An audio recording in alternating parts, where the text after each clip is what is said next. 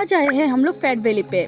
यहाँ पे हम लोग पहली बार आए हैं, लेकिन इसका रेटिंग बहुत अच्छा है और रेटिंग देख के ही हम लोगों ने आज डिसाइड किया कि हम लोग यहीं पे ही कुछ ट्राई करेंगे। तो यहाँ पे देखिए हम लोगों ने आज ऑर्डर किया था fat valley special fried rice और साथ में किया था बटर गार्लिक मोमो। तो दोनों चीज़ मुझे बहुत अच्छा लगा। अगर मुझे कोई पूछे कि फैट वैली को आप 5 में से कितना रेटिंग देंगे, तो मैं बोलूँगी मैं फैट वैली को 5 में से 4.8 रेटिंग दूंगी। आप भी अगर कभी गुवाहाटी आते हैं तो यहाँ पे आके ट्राई कर सकते हैं। अगर आप में से कोई गुवाहाटी के रहने वाले हो और फैट वैली गए हैं तो फैट वैली को आप कितना रेटिंग दोगे कमेंट्स करके ज़रूर बताना।